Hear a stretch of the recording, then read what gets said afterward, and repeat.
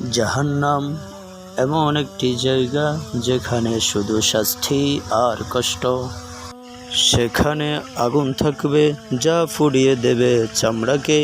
চামড়া পুড়ে গেলে আল্লাহ তা আবার নতুন করে সৃষ্টি করবেন, যেন বারবার শাস্তি হয়। কামা নাদিজাত জুলুদুহুম বাদদালনাহুম জুলুদান গায়রাহা লিয়াযুকুল আযাব। জাহান্নামে থাকবে বিষাক্ত খাদ্য, ফুটন্ত পানি আর অবর্ণনীয় কষ্ট। এমনকি আলো থাকবে না, থাকবে শুধু অন্ধকার। কিন্তু এখনো সময় আছে, তওবা করি, ফিরে যাই আল্লাহর দিকে। তিনি একমাত্র মুক্তি দিতে পারবেন।